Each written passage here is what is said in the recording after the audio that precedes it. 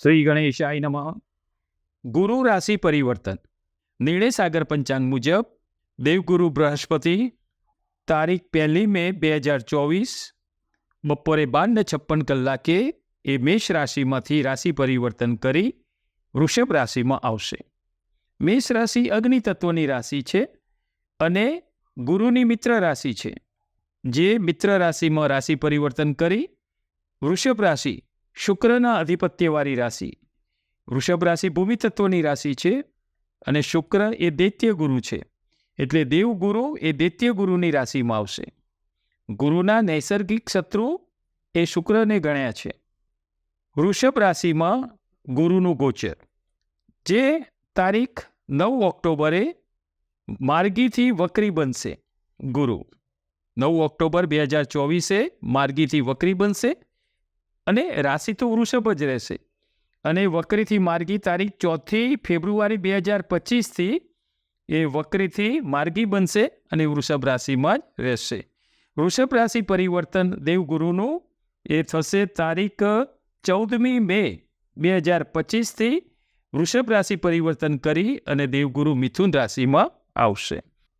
ગુરુની દ્રષ્ટિ 5મા સ્થાને, 7મા સ્થાને અને 9મા સ્થાને હોય છે. ગુરુની દ્રષ્ટિ શુભ ગણી છે. દેવગુરુ સ્થાનથી હાનિ કરે છે પણ દ્રષ્ટિથી શુભ ફળ આપનારા બને છે. ગુરુ વગર વિદ્યા પ્રાપ્ત થાય નહીં. ગુરુ વિદ્યા પ્રાપ્તિના કારક છે. સાથે સાથે ધર્મ કાર્ય, ધાર્મિક કાર્યો, સુખ સમૃદ્ધિ અને આર્થિક રીતે સુખાકારી, વિવાહિત જીવન તેમજ સંતાન તેમજ માન સન્માનનો પ્રભાવ કરતા ગુરુને કહ્યા છે. આ વસ્તુ ઉપર એમનો પ્રભાવ રહેલો છે. ગુરુને માર્ગદર્શન કારક પણ કીધા છે. કોઈ પણ માર્ગદર્શન ગુરુથી મળે. દિશા સૂચક, કોઈ સાચી દિશા ગુરુ જ્ઞાનથી પ્રાપ્ત થાય. માર્ગદર્શન કરતા, દિશા સૂચક કરતા. આમ દેવગુરુ બૃહસ્પતિ જે ભાવમાં હોય છે એ ભાવમાં ભાવનાશ કરતા ગણ્યા છે. જે સ્થાનમાં હોય ને એ સ્થાનની હાનિ કરે છે. પણ આપણે કહ્યું એમ દ્રષ્ટિથી તેમનું સુખ વધારે મળે છે. ગુરુની દ્રષ્ટિ શુભ ગણાય છે. અહીં વૃષભ રાશિમાંનું ગુરુનું 1 વર્ષનું આ ગોચર એ કૃતિકા નક્ષત્ર, રોહિણી નક્ષત્ર અને મૃગશીર્ષ નક્ષત્રથી આ ગોચર છે. જે ક્રમશઃ સૂર્ય, ચંદ્ર અને મંગળના નક્ષત્ર છે. કૃતિકા નક્ષત્રમાં 2જું ચરણ, 3જું અને 4થા ચરણથી, રોહિણી નક્ષત્રમાં 4 ચરણ, 1, 2, 3, 4 અને મૃગશીર્ષ નક્ષત્રનું 1 અને 2 ચરણ સુધી આ ગુરુનું ગોચર રહેશે. આ સૂર્ય, ચંદ્ર અને મંગળના મિત્ર નક્ષત્રમાં થતું આ ગોચર ખૂબ સારું ફળ આપનારું રહેશે. આ શુભ પ્રભાવ, આનાથી પ્રભાવ સારો પડશે, શુભ પ્રભાવ રહેશે એના ઉપર. દેવગુરુ મકર રાશિમાં નીચેના ગણ્યા છે. તેમજ ધન રાશિ અને મીન રાશિમાં ગુરુનું અધિપત્ય છે. એટલે ધન રાશિના સ્વામી ગુરુ છે અને મીન રાશિના સ્વામી પણ ગુરુ છે. આમ ગુરુ એ એનું ભાવ, ગુરુના 4 ભાવ શુભ તત્વવાળા ગણ્યા છે. દેહ સ્થાનમાં, પહેલા દેહ સ્થાનમાં શુભ તત્વ છે, બીજું ધન અને કુટુંબ સ્થાનમાં, 5મું વિદ્યા અને સંતાન સ્થાનમાં અને 9મું ભાગ્ય સ્થાનમાં આ ગુરુનું એ શુભ તત્વ ગણાય છે. 1/5/2024 વૃષભ રાશિમાં થતું આ રાશિ પરિવર્તન મેષ રાશિથી મીન રાશિ માટે કેવું રહેશે, કેવું ફળ આપનારું રહેશે તે વિશેની આપણે માહિતી અહીંયા જાણીશું. અહીંયા તમારે તમારી રાશિ મુજબ તેમજ તમારી જન્મકુંડળીમાં કયું લગ્ન છે તે પણ તમારે જોવાનું રહેશે. દાખલા તરીકે તમારી રાશિ મેષ છે અને જન્મકુંડળીમાં તમારું લગ્ન તુલાનું છે, તો બંનેનું તમારે સાંભળવાનું. મેષનું પણ સાંભળવાનું અને તુલાનું પણ સાંભળવાનું.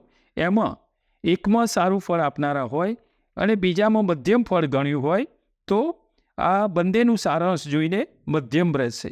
બીજું, બંનેમાં સારું ફળ હશે તો બંને રાશિ અને લગ્નમાં બંનેમાં સારું ફળ તમને હશે એમાં, તો આ સમય તમારા માટે ખૂબ જ ઉત્તમ ગણાશે. અહીં તમારી જન્મકુંડળીના ગ્રહોની અસર તેમજ તમારી જે રાશિમાં મહાદશા ચાલતી હોય એ પણ તમારે ધ્યાનમાં રાખવાની રહેશે. જો તમારી કુંડળીમાં કોઈ પાપગ્રહની યુતિ નહીં હોય તેમજ મહાદશા પણ નહીં હોય તો તમને આ ગુરુનું શુભ ફળ જે વૃષભ રાશિનું ગોચર છે એમાં તમને શુભ ફળ જોવા મળશે. આમ ગુરુનું વૃષભ રાશિમાં થતું આ રાશિ પરિવર્તન એનું શુભ ફળ કેવી રીતે આપનારા થાય છે એના વિશે આપણે મેષ રાશિથી મીન રાશિ સુધીનું આપણે જોઈશું. મેષ રાશિ અક્ષર અલય.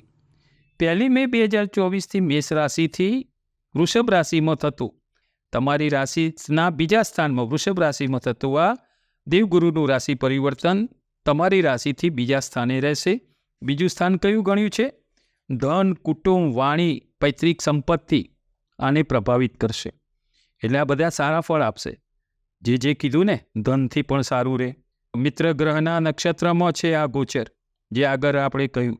એટલે એ શુભ ફળ તમને 100% ભગવાનની કૃપાથી મળી શકે. આ ગ્રહો એવું જો તમારી જન્મકુંડળીમાં આગળ કહ્યું એ પ્રમાણે કોઈ પાપગ્રહની યુતિ નહીં થતી હોય, મહાદશા નહીં હોય, તો તમને અહીંયા સારું ઉત્તમ ફળ મળશે. આર્થિક સુખાકારી પણ અહીંયા તમને સારી જોવાશે. કૌટુંબિક સુખ પણ અહીંયા તમને ઉત્તમ રીતે તમે કૌટુંબિક સુખ પણ પ્રાપ્ત કરી શકો. તમારી રાશિમાંથી શુક્રની વૃષભ રાશિમાંનું ગુરુનું ગોચર તમને ઉત્તમ ફળદાયી બની રહેશે. હવે અહીંયા દ્રષ્ટિથી જોઈએ તો ગુરુની 5મી દ્રષ્ટિ તમારી રાશિથી 6ઠ્ઠા સ્થાને રહેશે. 6ઠ્ઠું સ્થાન તો રોગ, ઋણ અને રીપુ, જે આરોગ્યનું તમારે કોઈ ખર્ચ વધી ના જાય, ઋણ ના લેવું પડે, કોઈ લોન ના લેવી પડે, એનું અહીંયા તમારે ધ્યાન રાખવાનું રહેશે. રીપુ એટલે ગુપ્ત દુશ્મન તમારી સામે, જે આગળ વિડીયોમાં આપણે ઘણીવાર કહેલું છે કે ગુપ્ત શત્રુ કયા કીધા? કે જે આપણી સાથે જ હોય, આપણું સારું જ બોલતા હોય પણ આપણી ગેરહાજરીમાં આપણું કામ બગાડતા હોય, એવા ગુપ્ત શત્રુઓ અહીંયા ધ્યાન રાખવાનું રહેશે. ગુપ્ત શત્રુથી અને આરોગ્યમાં તમારે ખાવા પીવામાં પણ ખાસ ધ્યાન લેવું પડશે. ગુરુની 7મી દ્રષ્ટિ એ તમારી રાશિથી 8મા સ્થાને રહેશે. અહીંયા આપણે જોઈએ તો 6ઠ્ઠું, 8મું અને આ 12મું સ્થાન આપણે કોઈ પણ ગ્રહ મધ્યમ ફળ આપનારા હોય છે. અહીંયા તમારે આકસ્મિક તકલીફ, નાની મોટી જ આમ એકદમ આકસ્મિક કોઈ સમસ્યા ઊભી કરે, કોઈ વ્યક્તિથી, તમારા અંગત વ્યક્તિથી, કોઈ જેના પર વિશ્વાસ મૂક્યો હોય એનાથી કદાચ દગો કે છેતરપિંડીના પણ યોગો બની શકે. પણ એ તમારી જો જન્મકુંડળીમાં શુભ યોગ હશે તો આ બધી વસ્તુથી તમને આવી તકલીફ તમને નહીં જોવાય. બીજું, અહીંયા ગુરુની 9મી દ્રષ્ટિ તમારી રાશિથી 10મા પિતા કર્મસ્થાન ઉપર અહીંયા રહેશે. તમારા હાથે ધાર્મિક કાર્ય થઈ શકે. ગુરુ હંમેશા ધર્મ તરફ વારે અને ધાર્મિક કાર્યો કરાવે. ગુરુ ધર્મ પ્રત્યે વધુ પ્રેરિત કરાવે. ગુરુથી માંગલમય કાર્ય થાય, માંગલિક કાર્યો થાય, ધાર્મિક કાર્ય થાય, તેમજ ધાર્મિક આસ્થા વધે. અહીંયા તમને 10મા પિતાને કેન્દ્ર સ્થાનમાં જે છે 9મી દ્રષ્ટિ, એનાથી પિતાનું સુખ સારું તમે મેળવી શકો. તેમનું માર્ગદર્શન તમે મેળવી શકો, સારું માર્ગદર્શન તમને મળે. અહીં તમારા મોટા ભાઈથી, પિતાથી, તેમજ તમારાથી જે ઉંમરમાં મોટા હોય દરેક વડીલોનો તમારે અહીંયા આદર કરવો પડે. એનાથી તમને અહીંયા લાભ કરતા રહેશે. એમનો આદર કરવો, એમની આજ્ઞાનું પાલન કરવું, તો અહીંયા તમને વધુ સારો લાભ મળતો જણાશે. આમ ઓવરઓલ જોઈએ તો તમારી મેષ રાશિ માટે વૃષભ રાશિમાં થતું દેવગુરુ બૃહસ્પતિનું આ ગોચર તમને શુભ ફળ આપનારું રહેશે. ખાલી તમારે અહીંયા આરોગ્યનું ધ્યાન રાખવાનું છે. ખાવા પીવામાં ખાસ ધ્યાન રાખવાનું, નિયમિત જમવું, શક્ય એટલું બહારનું ઓછું જમવું, સાત્વિક આહાર લેવો, તંદુરસ્તીની બાબતમાં થોડું વધારે ધ્યાન આપવું જરૂરી છે. નાણાકીય રીતે આ ગુરુનું ગોચર તમારા માટે ખૂબ જ લાભદાયી છે. આ હતું દેવગુરુનું તમારી રાશિ મેષ રાશિમાંથી બીજી વૃષભ રાશિમાં થતું રાશિ પરિવર્તન, જે તમારી મેષ રાશિ માટે કેવું રહેશે એનું ફળકથન. નમો નારાયણ.